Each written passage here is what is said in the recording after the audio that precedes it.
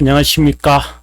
이것이 신앙 고백이다 시리즈 두 번째 책 돌터레이터 법규 2장 567 그리스도의 구속 사역을 부인하는, 어떻게 보면 2장 5,6의 결론에 관한 이야기인데, 오늘 지금까지 아르미우스 주의의 구속론을 제가 비판하면서 했던 강의들을 한번 훑어보고, 그리고 오늘의 내용에 대하여 결론, 아르미우스파 구속론의 결론이라고 할 수 있겠습니다. 그러면 먼저 본문부터 읽고 오늘 강의를 시작하도록 하겠습니다. 567, 2장 567의 내용입니다. 한번 읽어보겠습니다. 그릇된 자들이, 아르미우스파가 가르치는 것은 하나님이 가장 사랑했고 영생에 이르도록 선택했던 자들을 위해 그리스도께서 죽을 수도 없었고 죽을 필요도 없었을 뿐 아니라 죽지도 않았다. 이런 이유는 이런 자들이 그리스도의 죽으심을 필요로 하지 않기 때문이다 라고 되어 있습니다. 무슨 황당한 이야기. 그리스도인이라고 말할 수 있을까요? 아니면 그냥 그리스도의 이름을 그냥 그리스도의 죽으심에 관하여 그냥 언급만 하는 것은 아닐까요? 한번 밝혀보도록 하겠습니다.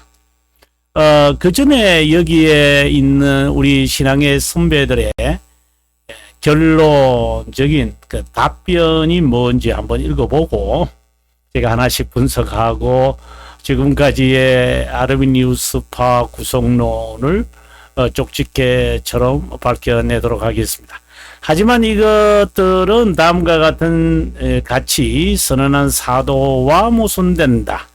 그리스도께서 나를 사랑하사 나를 위해 자기 자신을 버리신 하나님의 아들 이라는 말씀과 또 이처럼 누가 능히 하나님께서 택하신 자들을 고발하리요 어렵다 하시니는 하나님이시니 누가 정죄하리요 죽으실 뿐 아니라 다시 살아나신 이는 그리스도 예수시니. 다시 말하면 그들에 대해 구세주는 이렇게 말한다. 나는 양을 위하여 목숨을 버리노라. 또 내 계명은 곧 내가 너희를 사랑한 것 같이 너희도 서로 사랑하라 하는 이것이니라. 사람이 친구를 위하여 자기 목숨을 버리면 이보다 더 큰 사랑이 없나니. 그러면 이 본문을 다시 한번 그들의 오류의 결론적인 주장인데 한번 더 읽어보도록 하겠습니다. 그릇된 자들이 가르치는 것은 하나님이 가장 사랑했고 영생에 이르도록 선택했던 자들을 위해 그리스도께서 죽을 수도 없었고 죽을 필요도 없었을 뿐더러 죽지도 않았다. 그 이유는 이런 자들이 그리스도의 죽으심을 필요로 하지 않기 때문이다.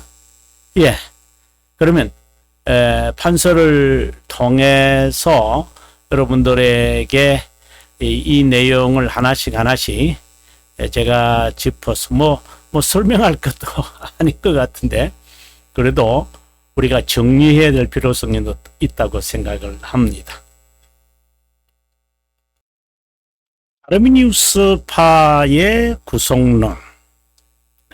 아르미니우스파.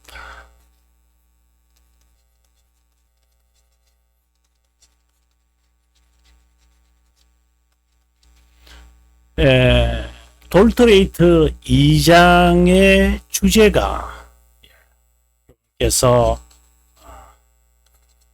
adulterate 법규 올라오죠. 또는 이제 canon 이렇게 되어 있습니다만은 이 adulterate 그 canon의 그 2장의 주제가 여러분 잘 아다시피 제한 구속이다 이렇게 되어 있잖아요. limited redemption 이렇게 되어 있습니다. 제한 구속입니다. 그런데 지금 이 주제나 같은 거죠. 이것은 저희들의 입장이고, 예. 그리고 이것은 아르미니우스 오류에서 이제 밝혀지는 것이고, 그리고 2장의 이 내용에서 우리가 돌레이스 2장 9항까지 있잖아요. 1장에서 9장까지 있는데 이 장에서 저희들의 구속론, 그러니까 개혁신앙의 구속론을 지금 이제 설명하고 있는 것이죠.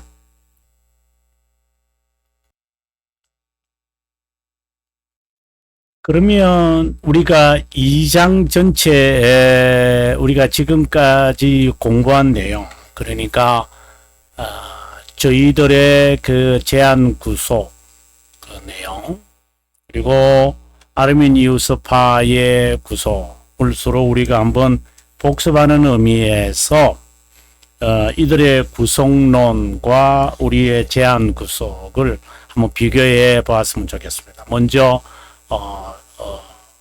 저희들의 제한 구속에 관한 내용을 먼저 우리가 한번 살펴보도록 하겠습니다. 간략하게 살펴보겠습니다. 우리가 몇 달 전부터 우리가 2장을 길게 살폈습니다. 그 제목이 그리스도의 죽으심과 인간 구속에 관한 내용이었습니다. 그 1항의 내용은 하나님의 정의가 요구하는 처벌이다. 이렇게 이야기가 시작되었습니다. 하나님은 자비로울 뿐만 아니라 하나님은 정의롭다. 우리가 구속론, 그러니까 개혁신앙의 구속론에 관한 이야기를 할 때에 이 출발점입니다. 제가 여기서 여러분에게 하나 아주 중요한 것을 하나 이제 우리가 복습을 하니까 앞에서 언급하지 아니하는 전체 내용을 좀 종합해서 제가 언급을 한번 해 본다면, 이렇습니다. 하나님의 그 자비함 그리고 정의가 나타난다. 이렇게 지금 되어 있잖아요. 그죠? 이것은 우리 구속론의 시작입니다. 왜 이렇게 시작하느냐 하면 우리가 벨지카 16항의 내용을 우리가 참고해 보면 왜 이렇게 시작하는 걸까? 이렇게 아마 이해할 수가 있을 거예요. 자, 우리가 한번 잠깐 보고 우리가 들어갈게요. 여러분, 왼쪽을 보시면은 그 목차거든요. 보시면 그 14항의 내용이죠. 14항의 내용이 여기에 보시면 인간 창조, 타락에 관한 이야기고요. 그 다음에 15장이 원죄에 관한 내용입니다. 그리고 16장이 그 제목이 그 Eternal Election이라고 되어 있어요. 그리고 17장이 타락한 인간의 회복, 구원에 관한 내용이겠죠. 자, 그런데 그 사이에 이제 영원한 선택이라는 제목을 가지고 이제 이 내용을 설명합니다만은 이 내용을 시작하게 될 때에, 자, 여러분, 이 구속론에 관한 이야기가 시작하게 될 때 어떻게 시작을 하는가를 보셔야 돼요. 자, 여기 보시면은 우리가 믿는 것은 아담의 모든 후손이 최초의 부모의 죄로 인해 멸망과 파멸에 빠졌지만 하나님께서 자신의 자비함과 정의를 명시하셨다. 그죠? 구속론의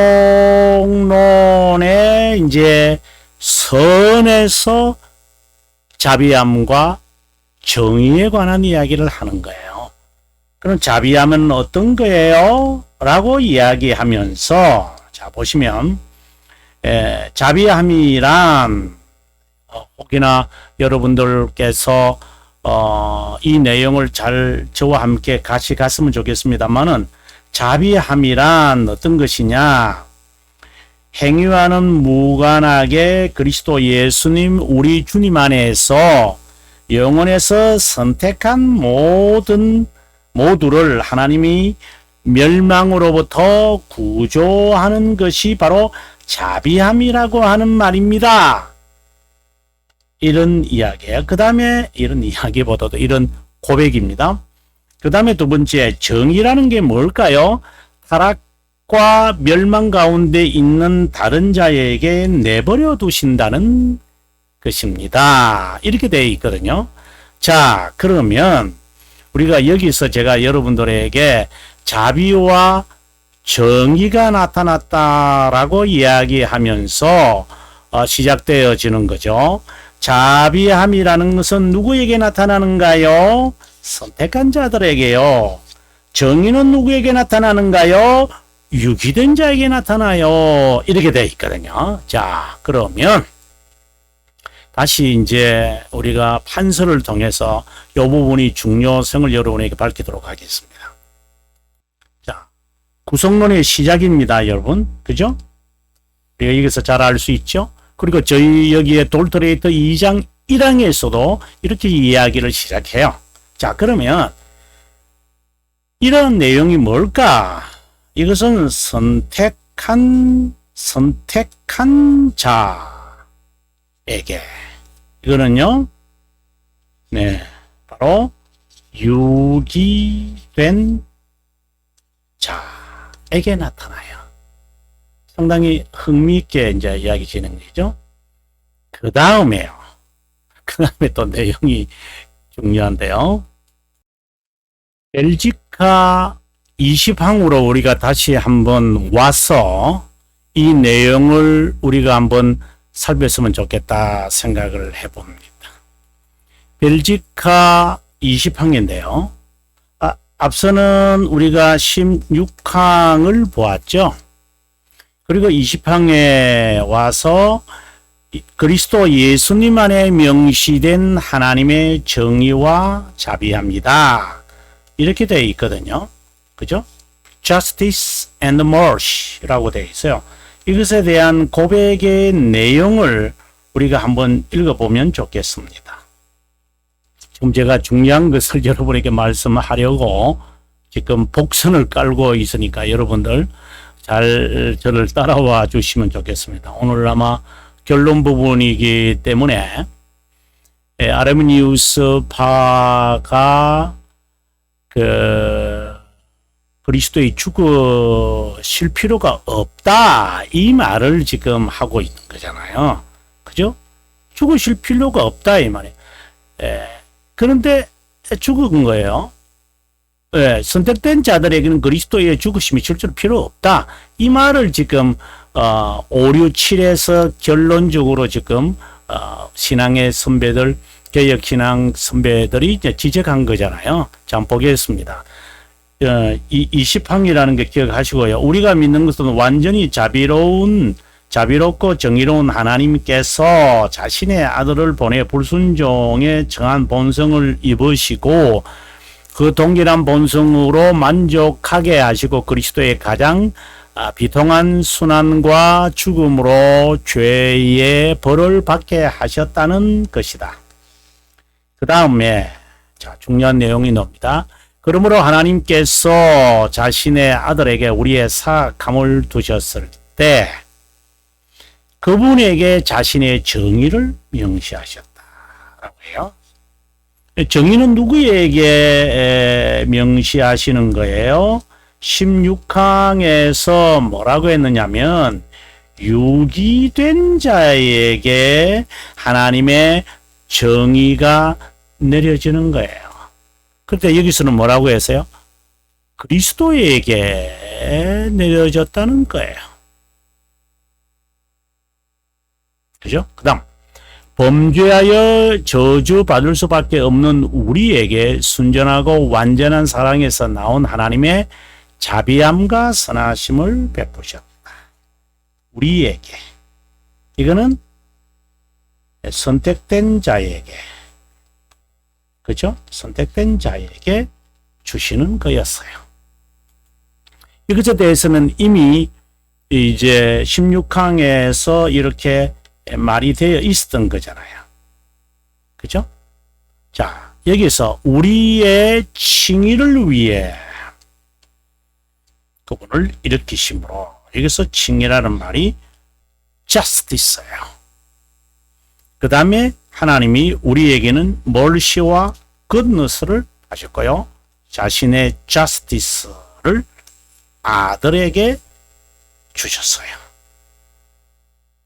자, 그러면 판서를 통해서 여러분들에게 제가 설명해 드리도록 하겠습니다. 자, 선택된 자에게 주어지는 것이다 라고 했는데, 예, 요 사이에 지금 설명이 들어가야 돼요. 벨지카 20항에서는 뭐라고 했느냐면 성육신하신 그리스도에게 이 정의를 나타내신 거예요. 그럼 우리들에게는요, 유기된 자에게 나타나야 하고 그리고 정의로운 심판을 내리셔야만 하는데 그것을 그리스도에게 나타내셨다라고 하시고 우리에게는 이 자비함이 나타난 거예요. 그 자비함이 나타나는 멀시죠. 멀시가 나타나는 것을 가르쳐서 뭐라고 한다고 했어요? 영어로 just, 이쪽으로 와야 됩니다. 피케이션. 다른 말로 우리말로 한다면 칭의다. 하나님의 자비하심이 우리에게 나타나는 것을 그분에게는 그리스도에게는 정의를 나타내고 우리들에게는 그 정의가 나타나는데 칭의라고 한다. 자, 여러분 justice는 구속문의 시작이에요. justice는 본래 누구에게 나타나죠? 유기된 자에게. 그런데 이 justice가 그리스도에게 나타났어요. justice는 반드시 만족돼야 돼요. 왜? 벌을 받아야 되니까요. 정의잖아요. 의잖아요. 그래서 반드시 이것이 되어져야 돼요. 벌을 받아야 돼요. 그래야 만족이 나오는 거예요. 그래서 유기된 자도 반드시 벌을 내리실 거예요. 그래서 정의로운 심판, 사악한 자들과 그리고 사탄과 그리고 그 하수인들에게, 조물애기들에게 하나님은 정의로운 심판을 내린다고 되어 있어요. 한번 볼까요? 웨스트민스터 신앙고백서 33장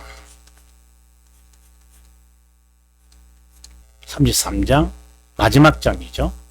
그 마지막 장은 최후의 심판에 대한 것입니다. 최후의 심판. 우리가 1항입니다. 1항의 1번. 괄호 1을 보면 좋겠어요. 괄호 1. 이거는 제가 이제 하는 내용들인데요. 자, 그러면 우리가 한번 보도록 하겠습니다.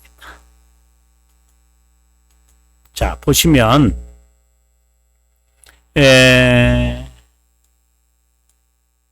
지금 1항이 아니고 2항이 죄송합니다.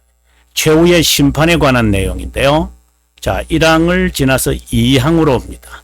심판의 절차에 관한 내용인데 괄호 1에 동그라미 1을 보시기를 바랍니다. 이 날을 정한 하나님의 목적은 최후의 심판을 말하는 겁니다. 여러분, 선택된 자에게 영원한 구원을 베풀면서 자신의 자비함의 영광을 명시하기 위함이다. 최후의 심판입니다.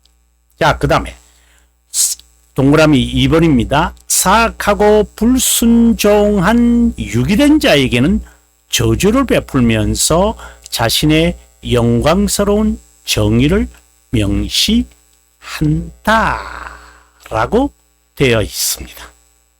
여러분 어떤 생각이 드십니까? 지금 여러분들이 제 생각을 읽을 수 있겠습니까? 예. 제가 지금 뜸을 들이는데 여러분 정리가 되셨습니까? 자, 33장 최후의 심판 괄호 1에서 지금 우리가 지금 전개하고 있는 이 자비함과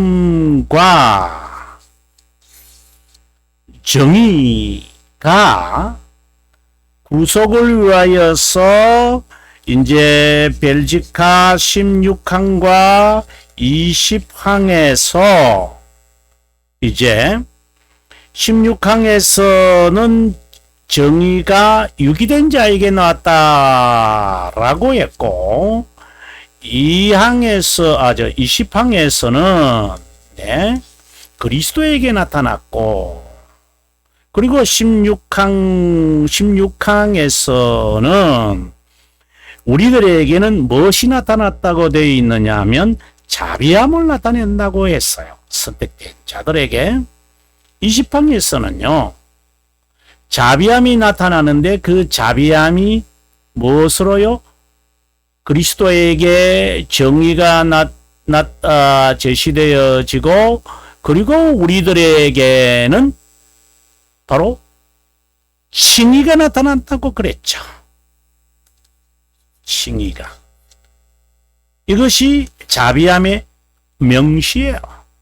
그리고 웨스트민스터에서는 뭐라고 하느냐 하면은 웨스트민스터에서는 자비함의 영광을 명시하시기 위해서 최후의 심판을 한다고 했어요. 그리고 유기된 자들에게 하나님의 정의가 나타나는데 정의의 영광을 나타낸다는 것이에요. 여러분 아주 이것은 중요한 그예요. 여러분 그 선택된 자들에게는 여기서 이제 하는 겁니다. Glory of His mercy라고 되어 있고 그 다음에 유기된 자에게는 Glory of His justice라고 되어 있어요. 지금 벨지카 16항과 벨지카 20항에서 지금 돌토레이터 2장 1항에서 이야기하고 있는 그런 자비함과 정의함이 심판대에서는 Glory of His mercy to His elect. 그럼 Glory of His justice는 to reprobate. 바로 유기된 자에게 나타난다. 그래서 구속론에 있어서 정말 시작이지만 결론이기도 해요. 자, 우리는 여기서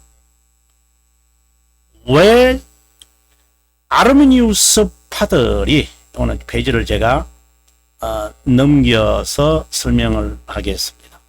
왜 아르미니우스파가 그리스도의 죽으심이 불필요하다라고 이야기할까요? 왜 그렇다고 생각하십니까?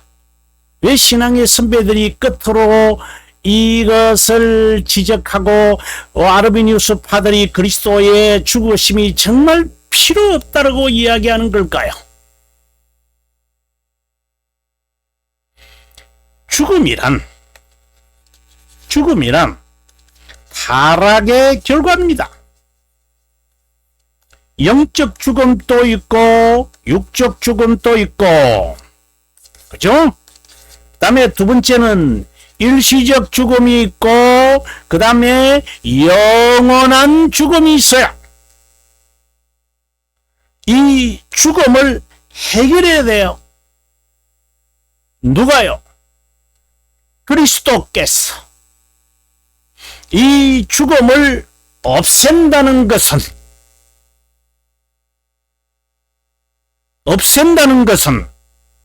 그들이 지금까지 쌓아왔던, 개혁신앙이 주장해왔던 구속 자체, 죄도 없고, 그리고 성도의 구원도 없다라고 하는, 구속에 대한 이야기 하지 마라고 하는 거예요. 죄에 대한 언급도 하지 마라. 구원에 대해서도 말하지 마라. 단지 해야 되는 것이 있다면 바르게 사는, 정의롭게 사는 거다. 그래서 자유의지가 필요하다.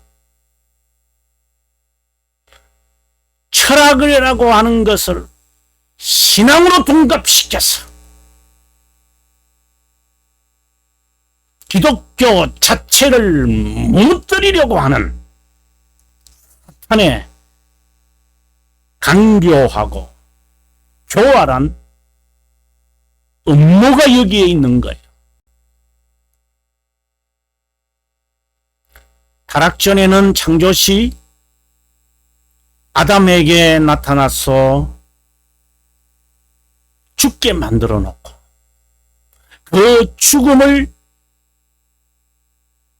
이제 그대로 보존하게 하기 위해서 그리스도의 죽으심이 그 죽음을 해결해야 하는데, 그리스도의 죽음을 없애버려야 우리의 영원한 죽음, 그리고 영적 죽음, 일시적인 죽음, 육체적인 이 죽음을 사라지게 만들고, 사라지게, 그대로 존속하게 만들었고, 이 세상에서만 그냥 잘 먹고 잘 사는 것으로 만들었어. 구원이라는 것은 없다. 그리스도교를 무너뜨리겠다는 것. 무섭죠. 무서운 겁니다, 여러분. 그리스도의 죽으심으로 인해서 아주 중요한 것이 있는데, 뭐 자세한 설명이 들어가야 되겠죠. 그리스도의 죽으심으로, 이거는 이제 우리의 측면에서 보는 이야기들입니다, 여러분. 뭘 얻으셨죠? righteousness, 공의를 얻으셨어요. 그 공의를 선택된 자들에게 줍니다. 그러면 무엇이 되죠?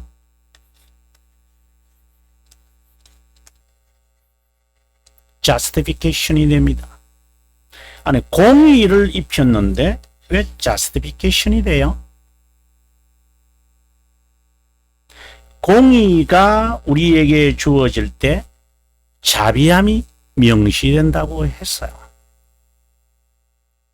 자, 그러면 여러분들에게 뭐 제가 자세하게 책에서 제가 설명을 하겠습니다만은 아르미니우스 파들이 항의자들이죠.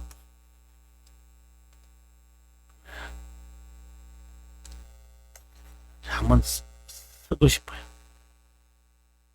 정말 이들 항의자 별지가 수정하자, 돌트레이드 수정하자, 그런 자들이 있잖아요. 그 다음에 이런 자들이 아르미니우스 파입니다.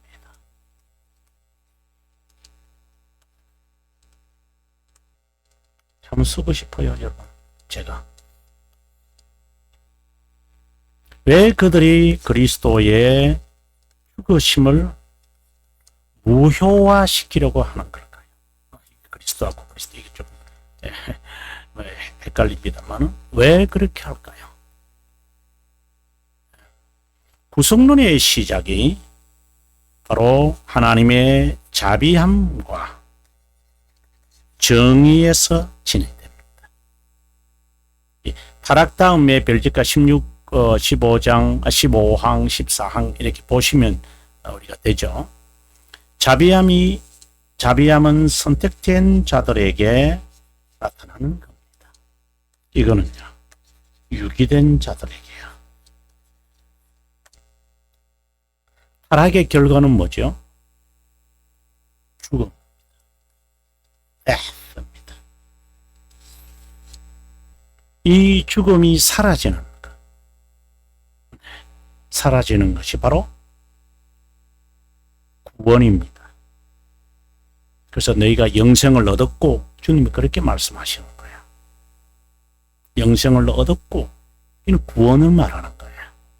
다른 말로는 하나님의 자비함을 받는 거예요. 영혼에 있었던 자비함이 실제에 있어서는 어떻게 드러나요? 칭의로 드러나요. 칭의라고 하는 것이 영어로 하면 justification이에요. justification이에요. 여러분, 칭의라는 말보다도 어떻게 보면은 정의화 이렇게 하는 것이 정확한 표현이죠. 네, 정의화. 왜 정의화를 칭의라고 번역을 했는지는 저는 잘 모르겠어요. 좀 더 정확하게 한다면 칭의화 이렇게 표현하는 게 더 좋겠죠.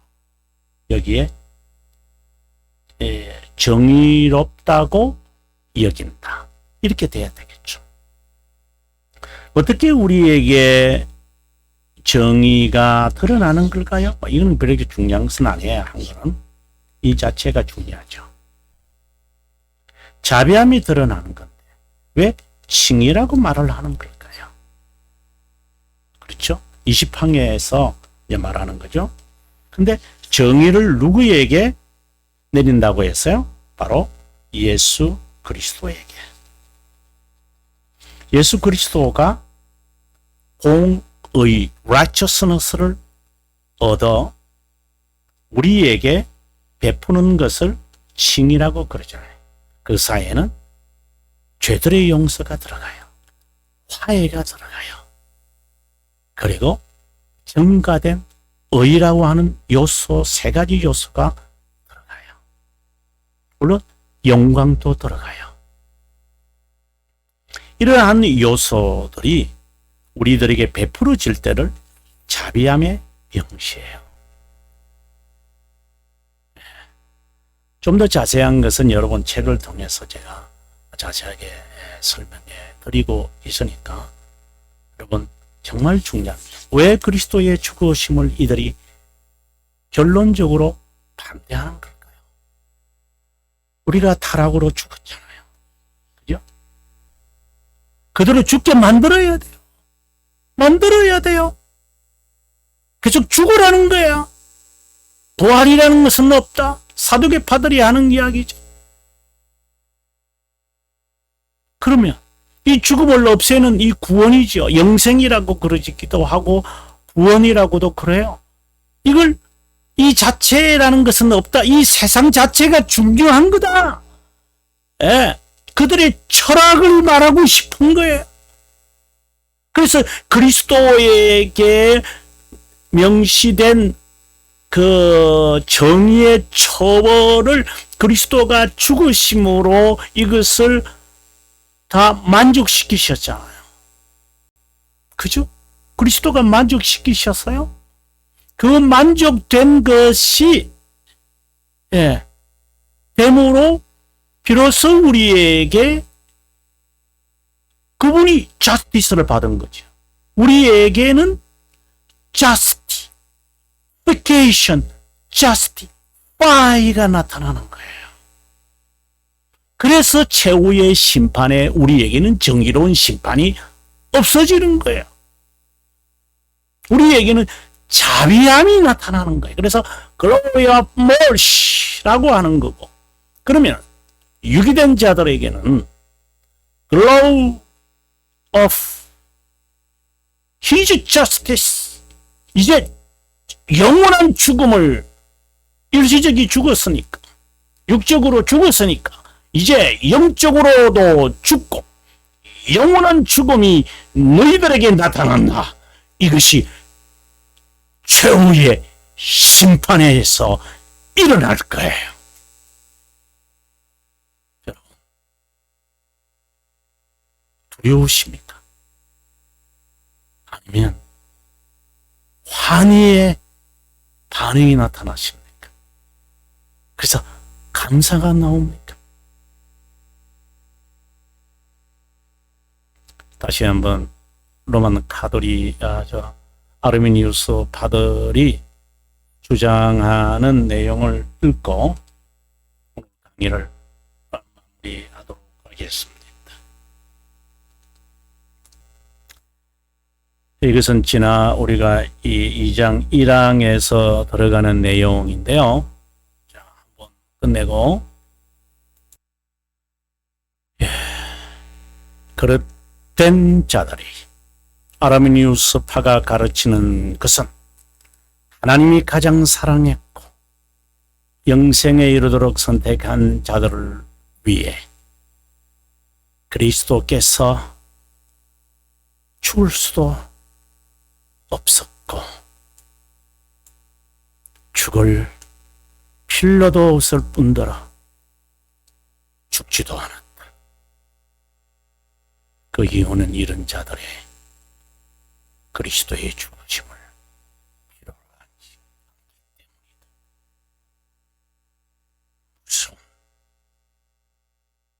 무서운 신념입니다. 자, 다음 시간에는 제가 3, 4장 우리가 이제 인간의 부패, 어떻게 이제 그리스도의 구속의 사역이 우리들에게 적용이 되어지는가. 거기에서 이제 인간의 부패, 하나님께로의 회심, conversion이라고 하는데, 그리고 그 방법, 어떻게 보면 중생에 관한 이야기입니다. 자, 다음 시간에부터 또 진행되어지는 흥미진진한 중생, 어떻게 보면 기독교 강요 3권에 대한 내용인데요. 한번 더 보도록 하겠습니다. 시청해 주셔서 감사하고요. 저는 다음 시간에 뵙겠습니다. 좋은 시간 보내시기 바랍니다.